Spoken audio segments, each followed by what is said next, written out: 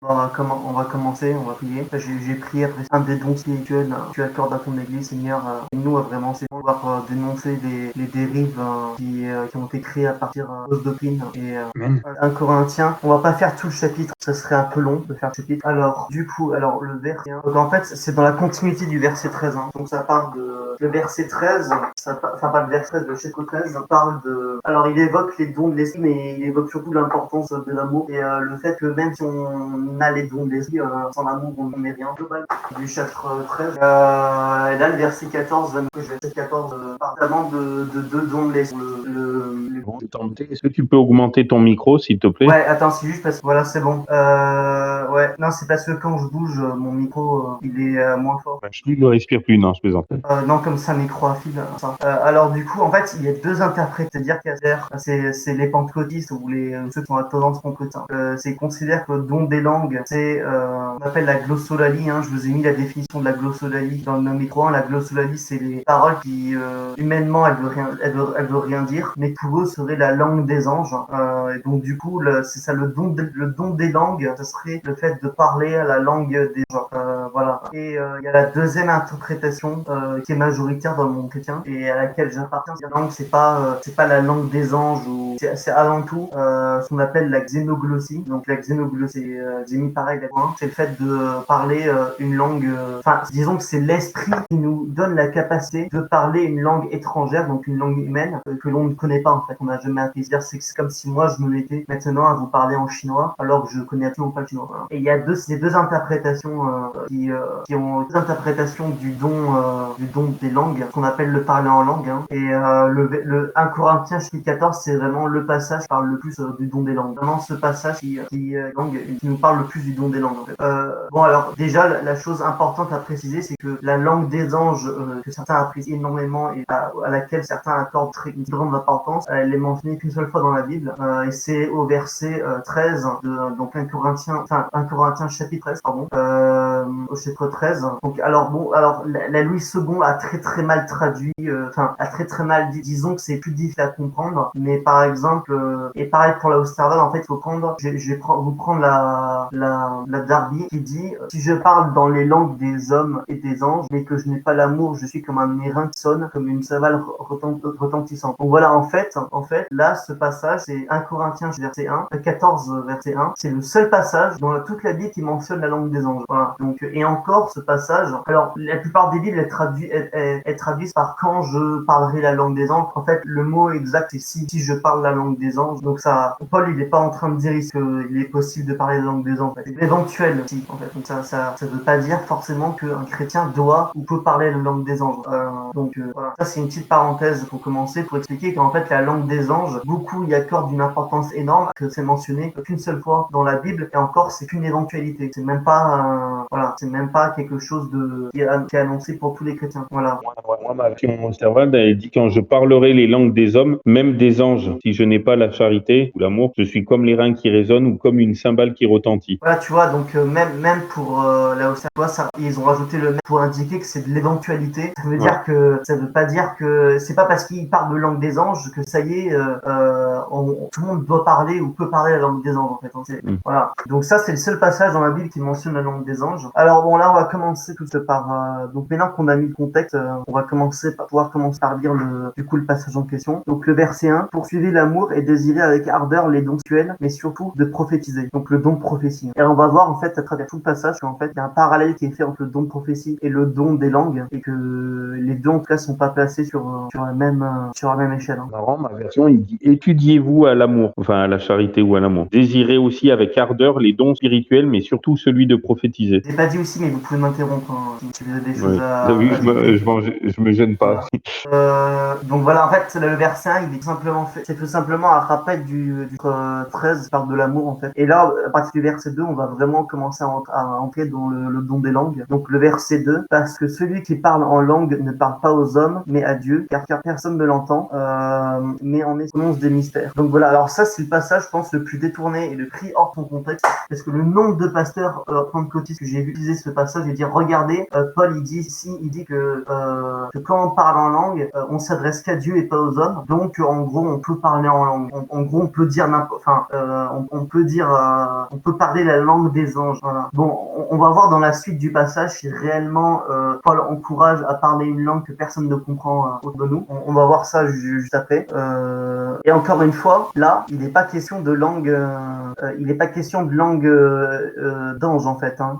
À aucun moment il est mention de langue des anges ici en fait. Hein. Alors certaines Bibles, comme la d'Oscar Wilde, la plupart des Bibles aujourd'hui, elles vont au verset 2, elles vont mettre celui qui parle des langues inconnues. Voilà. Bon, le truc c'est que, et j'avais un frère pentecôtiste qui me disait, regarde, on parle des langues inconnues ici, donc on parle forcément de langue angélique. Bon, le problème c'est que langue inconnue, ça n'existe pas dans l'original, enfin en grec. Et il y a juste marqué langue. Hein, voilà. Et inconnu, ça a été rajouté pour spécifier, pour rendre plus clair le texte à la lecture pour les lecteurs en fait. Mais ici, on parle pas de langue inconnue dans le sens de langue angélique. Et en fait, pour être franc, ça on le verra dans la texte, mais quand il s'agit de langue inconnue, il s'agit de langue inconnue aux yeux de ceux qui ne comprennent pas cette langue. Voilà, c'est ça en fait la notion de langue inconnue. Voilà. Donc on va par la suite. Donc là, on nous dit simplement que le fait de parler dans une langue, et d'ailleurs l'expression parler en langue, j'ai pas l'utiliser parce que ça renvoie, c'est pensé à la glossolalie. En fait, on peut traduire simplement par le parler des langues. Voilà. Donc celui qui parle des langues ne parle pas aux hommes, mais à Dieu, car personne ne le comprend et c'est ton esprit qui lit des mystères. Donc il y en a aussi qui utilisent le mot mystère pour dire que oui, vous voyez, quand on parle en langue, on dit des choses incompréhensibles et c'est Paul qui le dit. Bon, le problème c'est qu'ici le mot mystère, en fait, il renvoie absolument pas à des choses qu'on ne peut pas comprendre, qu'on ne doit pas comprendre et qu'on ne comprendra jamais en fait. Parce que le mot mystère, il est utilisé plusieurs fois par Paul et justement Paul nous invite à rechercher les mystères, nous montre justement que le Christ est venu pour nous révéler les mystères du salut, les mystères cachés. On a plusieurs passages. En fait, ici, quand on parle de mystère, on parle pas de paroles incompréhensibles, mais on parle incompréhensibles dans le sens qu'ils ne veulent rien dire, mais on parle de paroles difficiles à comprendre, et spirituellement parlant en fait. Hein. Spirituellement parlant, c'est pas voilà, c'est-à-dire que moi par exemple, je vais vous parler, et c'est ce que dit Paul quand il dit que la question est une folie pour les païens, c'est que c'est un mystère pour les païens en fait. Pas que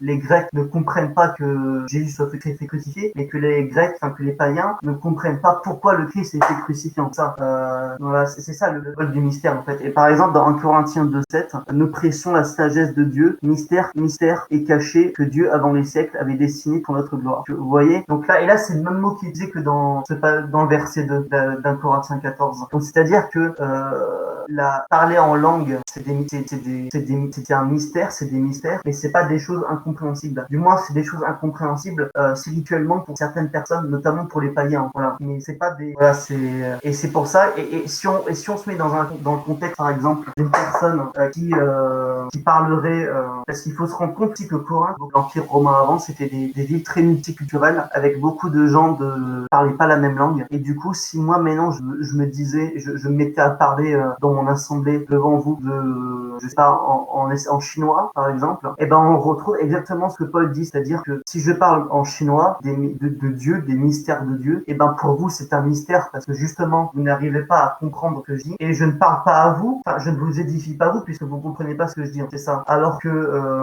par contre Dieu, enfin en gros si je me permets à parler de Dieu en chinois dans une langue que vous comprenez pas, et ben en fait la parole elle est que entre Dieu et moi et pas pour vous en fait, elle vous édifie pas vous. Et on va voir justement cette chose, le fait d'utiliser un don que pour soi et non pour les autres. Est-ce que Paul approuve ça? Est-ce que Paul encourage ça? On va voir ça dans la suite du chapitre. Donc verset 3, celui qui prophétise au contraire parle aux hommes, les édifie, les exhorte, les console. Donc là on a vraiment le parallèle entre le don des langues, enfin le fait de parler en langue, c'est le fait de parler en langue. Et encore une fois là il veut dire parler en langue mais sans interprète. Hein. Là il n'évoque pas les interprètes. Donc le fait de parler en langue devant des personnes qui ne comprennent pas cette langue, et ben c'est que entre Dieu et soi, ça n'édifie pas les autres, ça ne rapporte rien. Par contre, le fait de prophétiser, ça par contre, ça en plus d'apporter quelque chose entre Dieu et moi, et ben ça apporte quelque chose pour l'éducation commune. Donc finalement, on est dans la prophétie, on est plus dans un don égoïste pour soi-même, mais on est dans dans un don qui est vraiment utilisé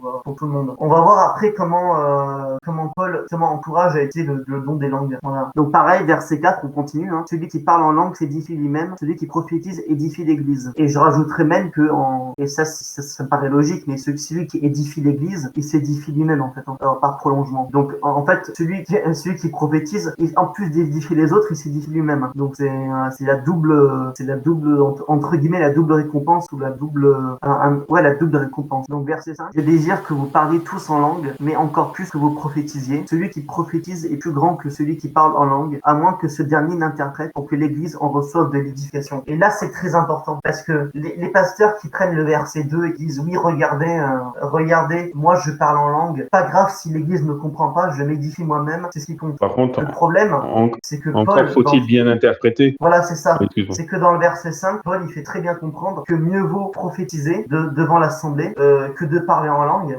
et ça c'est important, sauf si quelqu'un est là pour interpréter les langues. Voilà. Donc en fait, ça c'est pour ça que je suis absolument contre ceux qui vont arriver et faire du parler en langue comme ça devant l'assemblée sans qu'il y ait d'interprète. Et c'est parce que c'est ce que Paul défend en fait. Alors Paul le défend pas dans le sens qu'il dit que ceux qui font ça sont des maudits, des anathèmes, mais dans le sens que si on fait ça, si on parle en langue, mais qu'il y a personne pour comprendre ou pour interpréter ce que nous on dit, et ben en fait c'est égoïste simplement. Donc il utilise pas le mot égoïste ici, mais c'est ce qui fait comprendre. C'est que mieux vaut prophétiser que de parler devant les autres, que de parler en langue, sauf si les langues que l'on dit peuvent être interprétées. Voilà. Verset 6, et maintenant frères, de quelle utilité vous serais-je si je venais à vous parlant en langue, et si je ne vous parlais pas par révélation ou par connaissance ou par prophétie, par prophétie ou par doctrine. Et là en fait il interpelle, et ça c'est très intéressant parce qu'il interpelle les Corinthiens en leur disant à quoi ça sert finalement de parler des langues, donc sous-entendu des langues qui ne comprennent pas, sous-entendu, donc des langues où il n'y a pas d'interprète derrière. À quoi ça sert de parler des langues inconnues à quoi ça sert de parler par les langues et non par des révélations, par des doctrines. Chez les pentecôtistes, il y a toujours des interprètes, même s'ils interprètent mal, non? En général. Sinon, ils ne parleraient pas en langue. Non, c'est faux ça. Personne traduit? Après, tu peux pas faire une généralité en disant tous les pentecôtistes, mais je te garantis, moi, la plupart des personnes que j'ai vues prier en langue dans les assemblées, il n'y avait personne pour traduire, pour interpréter. Et voilà. Alors attendez, je cherche un verset que j'ai perdu. Vous voyez, donc, on le verra après, mais par exemple, et ça rejoint totalement ce qu'on dit maintenant, c'est-à-dire qu'un Corinthien, si vous prenez le verset 12 de 1 Corinthiens 14, de même, vous, puisque vous aspirez aux dons spirituels, que ce soit pour en posséder abondamment. Donc c'est ça en fait, c'est que les dons spirituels, ils doivent être pour l'édification commune et pas seulement pour notre édification personnelle. Sinon, on est en droit de se demander si un don que pour soi, c'est pas un don égoïste, voire un faux don, ou un don mal utilisé. Et pareil, si vous prenez 1 Corinthiens 12, verset 7, on a encore la même notion, c'est or à chacun la manifestation de l'esprit est donnée pour l'utilité commune. Donc c'est ça en fait à chaque fois. C'est que si moi, votre don, vous me dites oui, mon don, il sert, mais que pour moi, que pour mon éducation personnelle, ben c'est pas à ce à quoi encourage Paul. Et encore une fois, entre une parenthèse, mais j'en ai vu beaucoup qui, après des sessions de parler en langue, bien sûr, ils comprenaient absolument pas ce que la personne disait, mais ils disaient oui, je suis édifié, ça m'a édifié, je n'ai rien pris à ce que tu as dit, mais ça m'a édifié, tu vois. Bon, le problème, c'est que Paul semble aller dans le sens contraire, c'est-à-dire que quelque chose qu'on ne comprend pas du tout, mais je parle pas de quelque chose qu'on a compris partiellement ou qu'on n'a pas totalement compris. Je parle de quelque chose qu'on comprend absolument pas. Genre, ça ne peut pas nous édifier en fait. Voilà, c'est ça que j'ai l'impression peut-être. Mais ça, on verra ça en continuant le chapitre. Mais j'ai l'impression que c'est ce que Paul nous dit un peu à travers ce chapitre. Surtout à partir au verset 6 quand il dit et maintenant, frère, de quelle utilité vous serais-je si je venais à vous en parlant en langue et si je vous parlais pas par révélation ou par connaissance ou par prophétie, par doctrine. Et là, au verset 7, il continue et il va donner une image très intéressante pour illustrer ce qu'il a dit au verset 6. C'est l'image des objets. Il dit les objets inanimés qui rendent un son comme une flûte ou une harpe ne rendent pas des sons distincts. Donc des sons distincts, c'est des sons compréhensibles, compréhensifs ou compréhensibles. C'est plus compréhensible, voilà. Donc des sons qu'on peut comprendre. Donc en gros, si si les objets inanimés qui rendent un son comme une flûte ou une harpe ne rendent pas des sons distincts, compréhensibles, comment reconnaîtra-t-on ce qui est joué sur la flûte ou sur la harpe? Et c'est ça en fait. Là, il explique très bien que de la même que le son d'une flûte doit être compréhensible, le son d'un instrument doit être compréhensible, nos paroles, notre langue doit être compréhensible aux oreilles de chacun en fait. Sinon, à quoi ça sert de... Et c'est ça qu'il dit, Paul il dit aux Corinthiens, c'est à quoi ça sert finalement de parler d'une langue, enfin de recevoir un message dans une langue que l'on ne comprend pas en fait, sans qu'il y ait personne pour nous aider à comprendre ce qui est dit, pour nous interpréter les paroles que l'on reçoit. C'est comme si Jésus venait, Jésus venait, mais vous parlez en chinois. Est-ce que ça vous édifierait? Non, Jésus il va vous parler dans une langue que vous connaissez, et à travers un langage que vous connaissez. Il va pas vous parler à travers quelque chose d'inconnu pour vous. Et à la fin d'ailleurs, il dit, verset 8, et toujours la même image, les images des instruments. Et si la trompette rend un son, on se préparera au combat. De même, vous, si par la langue vous ne donnez pas une parole distincte, comment saura-t-on ce que vous dites? Car vous parlerez en l'air. Voilà. Je regardais là. Alors, et là c'est toujours la même image intéressante vers tout ce paragraphe du verset 7 au verset 9, c'est la même image. Et j'aime bien cette image verset 8, si la trompette rend un son confus, qui se préparera au combat. C'est la même chose. Si dans notre message est confus et est incompréhensible aux oreilles des autres, des frères et sœurs et des païens, comment on peut les préparer au combat à la fin des temps en fait? C'est ça. Comment on peut se préparer à la fin des temps avec des messages que l'on comprend? C'est ça que Paul il est en train de nous dire. C'est ça que notre son il doit pas être confus ou incompréhensible, mais notre langue elle doit être compréhensible chacun. Et comme dirait Paul, on doit se faire tout à tous pour pouvoir en gagner le plus possible. Et se faire tout à tous, c'est pas prêcher en français devant des Chinois. Voilà. De la même manière que c'est pas parler en langue, faire de la glossolalie devant une assemblée qui n'a ni interprète pour comprendre ce que vous dites ou qui ne comprend pas ce que vous dites en fait. Ce que l'on dit doit être compréhensible. Voilà. Donc ceux qui vous disent oui, mais le parler en langue, c'est normal de ne pas le comprendre, c'est au pur, c'est un mystère, c'est normal qu'on n'est pas censé le comprendre. En tout cas, Paul il semble aller dans le sens contraire ici, en encourageant bien l'utilisation d'interprètes pour réellement comprendre ce qui est dit dans la langue. Voilà. De même, vous, si par la langue vous ne donnez pas comme ce que vous dites, car vous parlerez en l'air. Voilà. Donc après, le truc c'est, est-ce que c'est ça en fait, c'est parler en l'air, c'est parler que pour Dieu. Et les dons, ils sont là pour l'édification commune. Donc si vous parlez en l'air, donc à Dieu, en quoi vous édifiez, en quoi vous édifiez toute la communauté en parlant juste en l'air. À la limite, si c'est une prière adressée à Dieu, mais même une prière dans une assemblée, c'est réellement édifiant quand les autres comprennent sur quoi prier en fait. Et quelles sont vos demandes à Dieu. Parce que moi, demain, je pourrais me mettre à proférer des insultes envers Dieu dans une assemblée en prétextant que c'est du parler en langue et les autres pourraient se sentir édifiés à côté. Il y a des situations comme ça catastrophiques dans certaines églises. Voilà. Donc, verset 10, quelque nombreuses que puissent être dans le monde les diverses langues, et il n'en est aucune. Est-ce que je peux donner un petit témoignage? Attends, mais je te laisse finir les versets peut-être. Non, vas-y, parce qu'on va passer un autre. Justement, quand tu parlais de ça, d'interprète, c'était juste pour dire les deux témoignages qui m'étaient rapportés, que dans deux églises, pas au même endroit et pas la même année, mais une fois, ils parlaient en langue, et puis il y en a un qui interprète, dit, le Seigneur vous dit qu'il vous aime, machin, et il y avait un invité dans la salle, et il vous bénit, qui a dit, non, arrêtez tout, vous êtes en train de maudire, mais c'était en hébreu. Le mec, il était juif, d'origine juive, il parlait le juif, puis là, il dit, vous parlez hébreu, mais vous êtes en train de maudire. Donc c'est pour ça que je te disais tout à l'heure, il y a de mauvais interprètes. Et une autre fois, dans une autre église, je sais plus si c'est des mois ou des années avant ou après, mais pareil, là, quelqu'un parlait en langue ou priait en langue, mais il n'y avait pas d'interprète la fois. Et il y en a un qui a dit, vous êtes en train d'insulter en portugais. Ça, voilà, donc c'est pour ça que le fait d'avoir des interprètes, c'est important, parce que ça permet déjà de comprendre mais c'est bien ce que dit la personne, donc ça édifie la communauté, et en plus de ça, ça permet de vérifier. Mais encore faut-il de bons interprètes, quoi. Parce que si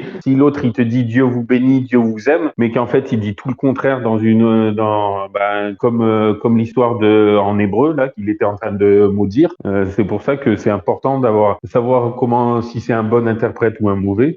Alors, c'est super. Ben là, c'est une preuve de l'importance d'avoir des interprètes. Et le verset Pas 10 trop pour par moi, moment. pardon. Donc, ça assure, tes mots sont assurés par Ouais, moment. j'ai appris. Hein. Du coup, pour moi, le verset C10, c'est vraiment le verset qui montre que, en fait, les langues dont il est question ici, ça n'a rien à voir avec la langue des anges, mais qu'on parle bien de langue humaine. Donc, le verset 10, quelque nombreuses puissent être dans le monde, hein. Donc, dans le monde, on dit bien dans le monde. Alors, attendez, je vais essayer de regarder. Regardez, verset 10, il y a selon, alors je vais prendre la marque, il y a selon qu'il se rencontre tant de divers sons, donc divers sons, diverses langues, hein, dans le monde. J'ai quand même vérifié qu'il s'agit bien. Ouais, en fait, c'est le mot son qui est utilisé, mais c'est des langues. Donc, verset cause que puisse être dans le monde des diverses langues, il n'en est aucune qui ne soit une langue intelligible. Sous-entendu, une langue intelligible pour tout le monde. Hein. Donc, et encore une fois, il parle dans le contexte de son époque. Donc, et même encore aujourd'hui, ça pique. Hein. Il n'y a personne ici sur Terre. Enfin, il n'y a aucune langue sur Terre que tout le monde comprise et entièrement comprise par tout le monde. Hein, ça n'existe pas. Et même l'anglais, qui est aujourd'hui la langue la plus parlée dans le monde, la langue un peu universelle, il y a encore plein de personnes qui ne la comprennent pas. Hein. Donc, ça, il faut vraiment le comprendre en fait. Et pour moi, ce verset 10, il montre bien que, alors, c'est le mot phoné, donc le son qui est utilisé en grec, mais en fait, ça renvoie clairement aux langues. Hein. Donc, en fait, pour moi, ça montre clairement ce passage. Il s'agit ici, dans ce chapitre, des langues humaines et pas des langues ou d'une langue des anges. Il s'agit absolument pas de ça. Donc, verset 10, quelque nombreuses que puissent être dans le monde les diverses langues, il n'en est aucune qui ne soit une langue intelligible. Si donc je ne connais pas le sens de la langue, je serai un barbare pour celui qui parle, et celui qui parle sera un barbare pour moi. De même, vous, puisque vous aspirez aux dons spirituels, que ce soit pour l'édification de l'Église, que vous cherchiez à en posséder abondamment. Et pour moi, ces trois versets, 10, 11, 12, ils sont très clairs. Il s'agit en fait ici d'une problématique de compréhension dans l'Église, au fait qu'il y avait beaucoup de langues diverses dans l'Église et beaucoup de multiculturalité en fait. Et du coup, Paul, il va essayer d'expliquer que voilà, il faut que chacun, il faut prêcher dans la langue que tout le monde ou que le maximum comprenne. Et s'il y a des personnes qui ne comprennent pas la langue qui est prêchée, il faut qu'il y ait des interprètes pour interpréter en fait. Il faut vraiment que les personnes arrivent à comprendre ce qui est prêché pour tout le monde soit édifié. Et on parle bien ici des langues du monde, des langues terrestres, des langues dans le monde. Donc on parle pas de langue des anges. En fait, ça parle absolument pas des langues des anges. Voilà, c'est ça que la première. Comme il n'y a aucune langue qui est compréhensible par tout le monde, et surtout dans le contexte, de la ville de Corinthe où Paul prêche, où la ville de Corinthe est très multiculturelle avec de multiples langues. Et ben dans ce contexte, il faut que tout le monde ait au moins un interprète, enfin que tout le monde puisse comprendre ce qui est prêché, soit en comprenant directement la langue qui est prêchée, soit en ayant des interprètes. C'était ça la problématique corinthienne. Et c'est pas une problématique de langue des anges en fait. Justement, il explique que Paul la conséquence de parler en langue face à des personnes qui ne comprennent absolument pas la langue dont vous parlez. Ben, c'est verset 11. Hein. Si donc je ne connais pas le sens de la langue, je serai un barbare pour celui qui parle, et celui qui parle sera un barbare pour moi. Donc c'est ça en fait. Et ça crée la division en fait. D'où l'intérêt d'avoir des églises avec une langue, une seule langue qui prêche et pas de multitude. Alors aujourd'hui, on n'a pas les mêmes problématiques en France qu'à Corinthe à l'époque de Paul, parce qu'aujourd'hui, la majorité des églises en France, elles prêchent en français, dans le monde protestant en tout cas, et qu'on n'a pas ce problème de multiculturalité aussi prononcé que l'époque de Paul à Corinthe. Donc c'est un problème aujourd'hui qui nous échappe un peu, mais qui peut apparaître dans certains pays aujourd'hui ou dans certaines communautés encore. Voilà. Et verset 12, hein, on l'a vu toujours avant, c'est les langues, elles doivent être là pour l'édification de tous. Donc, et l'édification de tous, ben ça passe aussi et surtout par le fait que tout le monde puisse comprendre ce qu'on lui prêche ou ce qu'on lui dit. Donc le fait de prier ou de prêcher en langue,